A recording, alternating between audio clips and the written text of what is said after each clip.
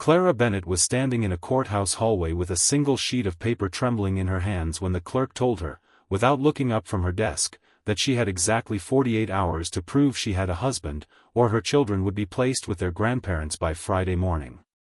For a moment the hallway seemed to tilt sideways, the fluorescent lights buzzing overhead like something out of a nightmare she couldn't wake from, because the woman saying these words was talking about Toby and Rosie, her 6-year-old son and 4-year-old daughter, the only 2 people left in the world who still needed her more than she needed to breathe. If you believe in second chances, in the kind of love that shows up quietly and changes everything, and in the idea that no one should ever have to lose their children because the world decided they weren't enough on their own, we would be so grateful if you liked this video, left a comment below, shared it with someone who might need a little hope today, and subscribed to our channel. Stories like Clara's remind all of us in our community what it means to fight for family, and we'd love for you to be part of that with us.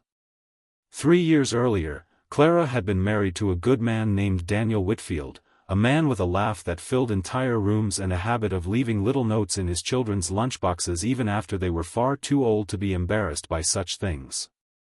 Daniel had come from money, though he never wore it the way his family did, never let it turn him cold the way it had turned his father, Gerald Whitfield, a real estate magnate who measured the worth of people the same way he measured the worth of buildings, by their return on investment.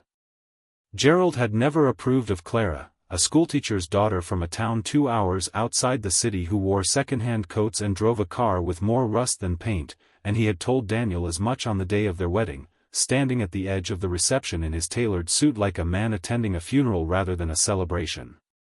Daniel had simply put his arm around his father's shoulder and said that he had never been happier in his life, and that happiness, real happiness, wasn't something you could put a price tag on no matter how hard you tried.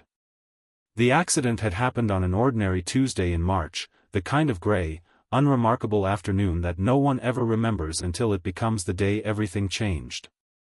Daniel had been driving home from a client meeting when another car ran a red light, and by the time Clara arrived at the hospital, her hands still covered in flour from the bread she had been baking, there was nothing left to do but hold his hand and tell him she loved him before the machines around him went quiet. She was 29 years old, a widow with 2 small children and a mortgage she could barely afford on her teacher's salary, and in the weeks that followed, grief did not come in waves so much as it came in an unrelenting flood that threatened to pull her under every single morning when she had to explain to Rosie, who was barely walking and talking at the time, that Daddy was not coming home. What Clara did not know, what she could not have known, was that buried deep within the language of the Whitfield family trust, the very trust that had been set up decades earlier by Daniel's grandfather to provide for future generations, there existed a clause stating that any minor beneficiaries of the trust must reside in a household with 2 married guardians in order to retain both the inheritance and, more devastatingly, primary custody arrangements in the event that one parent passed away and the surviving parent had not yet reached a certain threshold of independent financial stability. It was an old-fashioned clause, written in an era when a widow raising children alone was considered scandalous rather than simply difficult, and for 3 years it had sat dormant, unnoticed, unenforced, until Gerald Whitfield decided that enough was enough. Gerald had never forgiven Clara for what he privately believed, that she had somehow been unworthy of his son, and in the years since Daniel's death he had watched her struggle to keep up with the children's private school tuition, watched her take on extra tutoring jobs in the evenings, watched her come to family gatherings looking more exhausted each time, and instead of offering help, he had quietly begun building a legal case. He hired lawyers who specialized in trust litigation, lawyers who dug through decades of paperwork until they found the clause that could change everything, and on a Monday morning in early spring, Clara received a certified letter informing her that an emergency custody hearing had been scheduled for that Friday, and that unless she could demonstrate compliance with the trust's marital residency requirement, temporary custody of Toby and Rosie would be transferred to their paternal grandparents pending a full review. She had read the letter 3 times standing in her kitchen before she understood what it actually meant, and then she had called her lawyer, a tired but kind man named Arthur Pembroke who had handled Daniel's estate and who now sighed heavily into the phone when she read him the clause number. He confirmed what she feared, that the clause was old but not invalid, that Gerald's lawyers had clearly done their homework, and that fighting the clause itself in court within 48 hours was simply not realistic given how slowly the legal system moved. There was, he said carefully, choosing his words the way a man chooses his steps on thin ice, only one way to satisfy the requirement before Friday's hearing, and that was for Clara to actually be married by the time she walked into that courtroom. The idea felt absurd, almost cruel in its simplicity, as if the universe were mocking her by suggesting that the solution to losing her children was to marry a stranger within 2 days. She spent that first night pacing the small living room of her rented house long after the children had gone to sleep, running through every man she had ever known, searching her memory for someone, anyone, who might agree to something so strange and so serious. There was her college boyfriend, long since married with 3 kids of his own. There was a colleague from the school who had once asked her to coffee, but he was moving to another state in a month and barely knew her. There was her brother's best friend, but he lived 4 states away and she hadn't spoken to him in years. Every name she considered dissolved into impossibility, and by 2 in the morning she found herself standing at her kitchen window staring out at the dark yard, feeling more alone than she had felt since the night Daniel died. It was Rosie, oddly enough, who gave her the answer the next morning, when the little girl padded into the kitchen in her socks and asked, through a mouthful of cereal, whether Mr. Coleman was coming to fix the fence today like he'd promised. Clara had nearly forgotten about the fence, and about Nathaniel Coleman, the quiet carpenter who had done odd jobs around their property ever since Daniel's death, a man who had shown up 1 week after the funeral with his toolbox and simply started repairing the things Daniel used to fix himself, the loose porch step, the sticking back door, the fence that the winter winds had knocked half over. He never charged her a fair price for his work, always insisting the job was smaller than it actually was, and he had a way with Toby and Rosie that Clara had noticed but never examined too closely, crouching down to their eye level when he spoke to them, letting Toby hold the level while he checked a board, letting Rosie hand him nails one at a time from a little tin can as though she were his most important assistant. Nathaniel Coleman was 34 years old, a widower himself, having lost his wife Eleanor to cancer 4 years earlier after a battle that had drained his savings, his energy, and for a long time, his faith in anything good ever happening to him again. He had no children of his own, a fact that had once broken Eleanor's heart in the final years of their marriage when they had tried and failed to have a family before her diagnosis changed everything else about their lives. Since her passing, Nathaniel had built a modest but respected carpentry business, working with his hands from sunrise to sundown because the physical labor gave his mind somewhere to go besides the empty house he came home to each night. He was not a man who spoke much about his grief, but anyone who watched him work in Clara's yard, gentle and patient with her children, could sense that something in him softened whenever Toby laughed or Rosie insisted on showing him her drawings. Clara had never once considered Nathaniel as anything other than a kind neighbor who happened to be handy with tools, but standing in her kitchen that Tuesday morning with Rosie's question hanging in the air, something shifted in her, some desperate, clarifying thought that felt both terrifying and, in a strange way, obvious. She spent the rest of the day telling herself it was a ridiculous idea, that she could not possibly ask a man she barely knew socially to marry her within 48 hours to save her from losing her children, that it would be unfair to him, humiliating for her, and likely to fail regardless. But by the time evening came and she watched Toby fall asleep on the couch with his shoes still on, exhausted from a day of pretending everything was normal when he could clearly sense his mother's anxiety, Clara understood that pride was a luxury she could no longer afford. She drove to Nathaniel's small house on the edge of town the following morning, the Wednesday before the Friday hearing, her hands shaking on the steering wheel the entire way. He answered the door in a flannel shirt dusted with sawdust, surprise crossing his face at the sight of her standing there without the children, without an appointment, without any of the ordinary reasons she usually came to see him. She had rehearsed what she wanted to say a dozen times in the car, but when he asked if everything was all right, all of her carefully chosen words evaporated, and what came out instead was raw and unguarded in a way she hadn't allowed herself to be with anyone since Daniel died. She told him everything, the letter, the trust clause, the hearing, the impossible 48 hours, and then, before she could stop herself, before pride could catch up with panic, she looked him directly in the eyes and said the words that would change both of their lives forever, "I need you to marry me." The silence that followed felt endless. Nathaniel stood in his doorway, sawdust on his forearms, his expression unreadable, and Clara felt her face burn with humiliation, certain she had just destroyed the only real friendship she had left, certain he would gently but firmly explain why this was impossible, why she should never have asked, why some things simply could not be fixed by a stranger's kindness. Instead, after a long moment, he asked her to come inside, and over 2 cups of coffee that neither of them touched, he asked her question after question, not about the legal technicalities but about her, about whether she was truly prepared for what a real marriage license would mean, about whether she understood he would not treat this as a game or a favor to be repaid and forgotten, about whether Toby and Rosie were prepared for a man moving, even temporarily, into their lives in this way. Clara answered every question honestly, admitting she did not fully know what the future held, admitting she was terrified, admitting that she trusted him more than she trusted almost anyone else precisely because he had never once, in all the months he'd spent fixing things around her house, asked for anything in return. Nathaniel was quiet for a long time after that, staring down into his coffee cup, and when he finally spoke, his voice carried a weight that surprised her.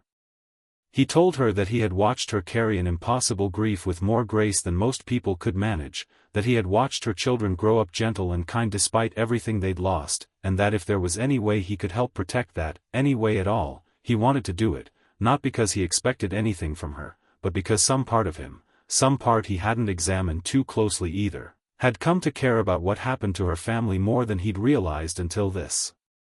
very moment. He agreed to marry her, not as a business transaction, but as an act of genuine loyalty to a woman and 2 children who had, without either of them planning it, become something like family to him over the past 3 years. They were married the next day, Thursday, in a small civil ceremony at the county courthouse, standing before a tired but kind magistrate in the middle of the afternoon sunlight streaming through tall windows. There were no flowers, no guests except Arthur Pembroke as a witness and a courthouse clerk who signed as the second witness, and no rings except 2 simple bands they had bought that morning at a jewelry shop 2 blocks away. Clara wore a plain blue dress, Nathaniel wore his one good suit, slightly outdated but carefully pressed, and when the magistrate asked if they took each other as husband and wife, both of them answered yes with a solemnity that surprised even themselves, because despite the strange and desperate circumstances that had brought them there, neither one felt as though they were simply performing a legal formality. Something quieter and more sincere had settled between them in that room, something neither was ready to name yet. The hearing on Friday morning was, in Clara's memory afterward, one of the most harrowing experiences of her life, more frightening in some ways than the hospital room where she had said goodbye to Daniel, because this time the stakes were her living children rather than her grief for the one she had lost. Gerald Whitfield sat across the courtroom with his lawyer, a sharp, silver-haired woman named Diane Foster who wasted no time suggesting to the judge that this marriage, entered into with such suspicious speed, was nothing more than a legal maneuver designed to circumvent the trust's clear intentions, a sham arranged in a matter of days by a desperate woman looking to protect an inheritance rather than protect her children's well-being. Clara felt the accusation land like a physical blow, felt Nathaniel's hand tighten gently around hers under the table where the judge could not see, a small, steady gesture that reminded her she was not facing this alone. The judge, a measured woman named Judge Alvarez who had clearly seen every manner of family dispute cross her courtroom, asked to speak with Nathaniel directly, and it was in his answers, plain and unpolished and utterly without artifice, that the tide of the hearing began to turn. He did not pretend to have known Clara for years in some grand romance. He told the truth, that he had known her as a widow struggling to keep her family together, that he had watched her children for months before ever considering a life with them, that he understood exactly what he was taking on and had chosen it with clear eyes because he believed Toby and Rosie deserved to stay with the mother who had never once stopped fighting for them.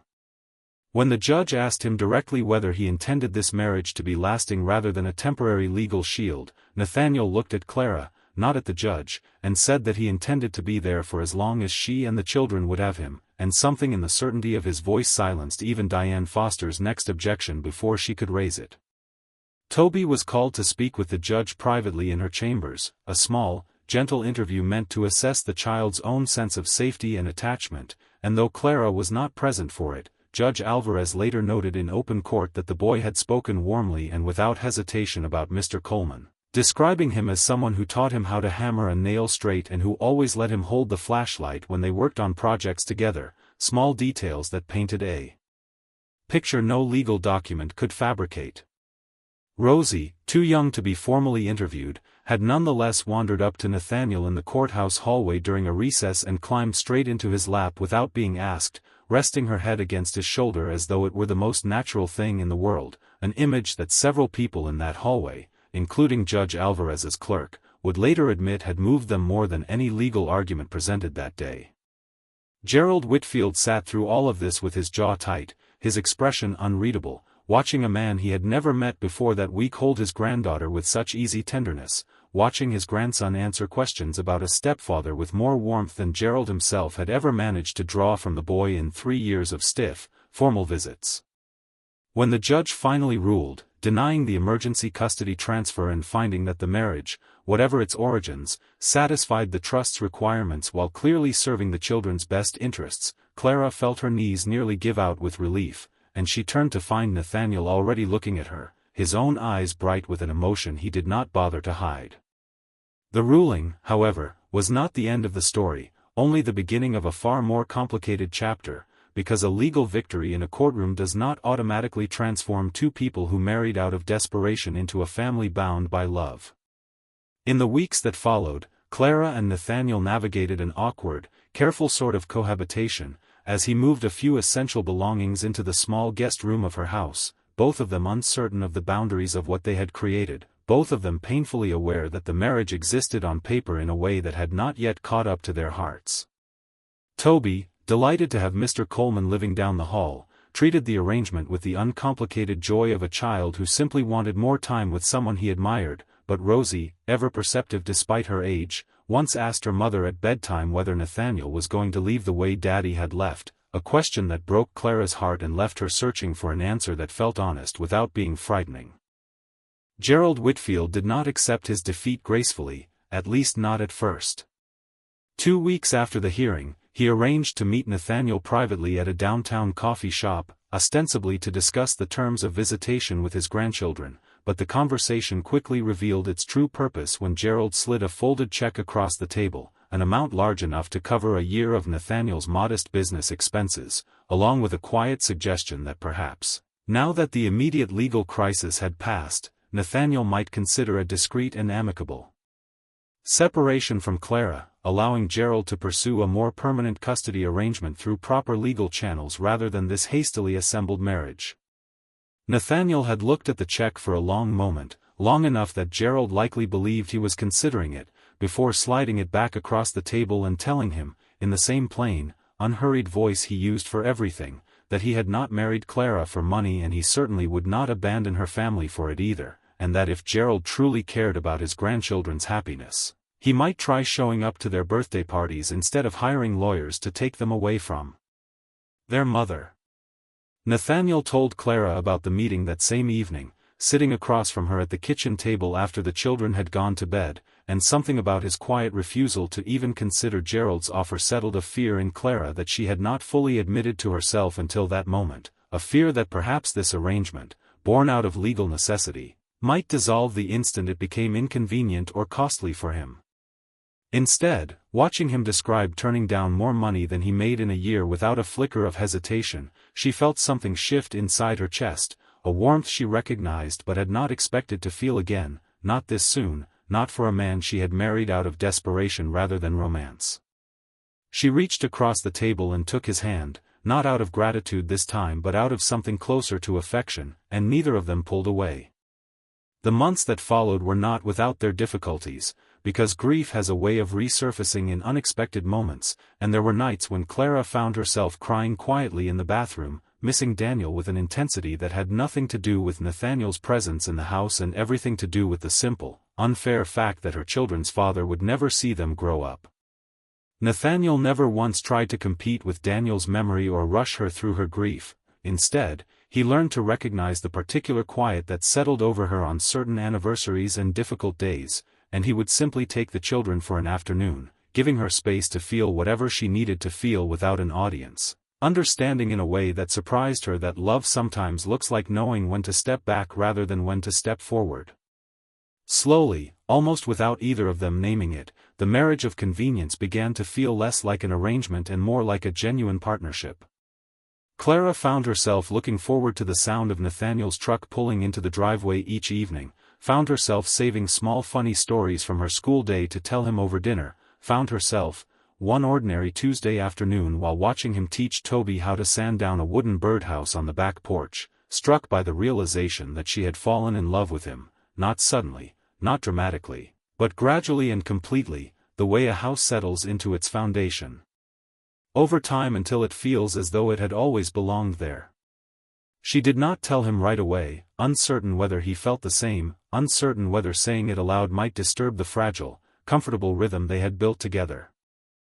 It was Rosie, once again, who forced the truth into the open, when she asked one evening at dinner, with the blunt honesty only a 5-year-old can manage, whether Mommy and Nathaniel were going to have a real wedding now, the kind with a cake and dancing, because her friend Amelia at school said that people who loved each other always had a wedding with a cake. Clara felt her face flush and started to explain that they had already had a wedding, but Nathaniel, setting down his fork, looked directly at her across the table and said, quietly but with unmistakable sincerity, that he would very much like a real wedding, if Clara wanted one too, not because the law required it this time, but because somewhere in the past several months, without either of them planning it, he had fallen in love with her and with the family she had built, and he wanted the chance to marry her properly, for the right reasons this time. The silence that followed was different from the silence in his doorway all those months before. Clara felt tears rising, not from fear or grief this time but from something warmer and more hopeful than she had allowed herself to feel since Daniel's death, and she told him, in front of both children who were now watching with wide, curious eyes, that she loved him too, that somewhere between the fence repairs and the courthouse ceremony and all the quiet evenings since, he had become not just a solution to an impossible problem but the man she genuinely wanted beside her for the rest of her life. Toby, not fully understanding the weight of the moment but sensing its happiness, cheered loudly and asked if there would be cake at the new wedding, and for the first time in what felt like years, the whole table dissolved into laughter that had nothing to do with grief. Word of their genuine engagement reached Gerald Whitfield within a week, carried to him by his own attorney who had heard it through mutual acquaintances, and Clara fully expected another round of legal maneuvering, another attempt to paint the relationship as calculated rather than real. Instead, to her genuine surprise, Gerald called and asked if he might come by the house, alone, without his lawyer, to speak with her directly. She agreed cautiously, watching him arrive that Saturday afternoon looking older and somehow smaller than he had in the courtroom months before, and when he sat across from her at the same kitchen table where Nathaniel had once refused his bribe, Gerald did something Clara had never once seen him do in all the years she had known him: he apologized. He told her that he had spent so many years measuring his son's marriage against his own narrow ideas of what success and worth looked like, that he had failed to see what Daniel had seen from the very beginning, a woman who loved fiercely and had never once stopped fighting for her children even when everything and everyone around her suggested she should simply give up. He admitted that watching Nathaniel refuse his money that day at the coffee shop had shaken something loose in him, a recognition that perhaps the things worth having in life could never actually be bought, a lesson his own money and power had never quite taught him. Clara, who had spent 3 years bracing herself against this man's coldness, found that she did not want to hold on to her anger any longer, not because Gerald's apology erased the pain he had caused, but because she understood, perhaps better than most, how grief and fear could twist people into versions of themselves they never intended to become, and she recognized in Gerald's stiff, unpracticed apology an echo of her own struggle to keep moving forward after loss. She told him that she forgave him, not because he had earned it in any legal or transactional sense, but because Toby and Rosie deserved a grandfather who showed up for birthdays and school plays rather than a distant, disapproving figure they only saw across a courtroom, and because she believed, as she had come to believe more and more since meeting Nathaniel, that people were capable of genuine change if given the chance to actually try.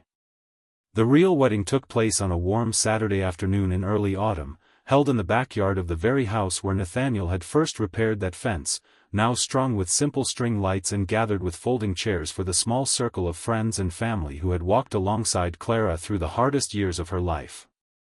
Gerald Whitfield sat in the front row beside his wife, and when the moment came for anyone to speak in support of the couple, he stood, visibly nervous in a way that seemed foreign on a man who had spent his career commanding boardrooms, and told the small gathered crowd that he had once believed love could be measured in bank accounts and social standing, and that he had never been more grateful to be proven wrong.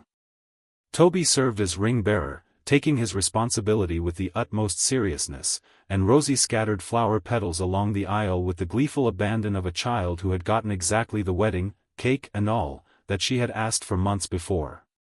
When Nathaniel and Clara exchanged their vows for the second time, this time with no courthouse clock ticking down and no legal deadline forcing their hand, they spoke not of contracts or arrangements but of everything they had built together in the months since that desperate Wednesday morning on his front porch, the quiet dinners, the shared grief that had somehow made room for shared joy, the way two broken families had slowly, patiently become one whole one. Clara found herself thinking, as she looked out at the small crowd gathered in her backyard, at Gerald wiping his eyes discreetly with a handkerchief, at Toby beaming with pride over his ring-bearer duties, at Rosie already covered in cake frosting before the reception had properly begun, that Daniel would have liked this man, would have been grateful to know that his children had someone in their corner who loved them not because he had to but because he genuinely wanted to, and that thought, rather than bringing fresh grief, brought a strange and settled peace. If this story touched something in you today, if it reminded you that even the most impossible situations can lead to unexpected grace, we would be so thankful if you would like this video, share it with someone in your life who might need a reminder that hope is never as far away as it seems, and subscribe to our channel so you never miss another story like this one from our family to yours.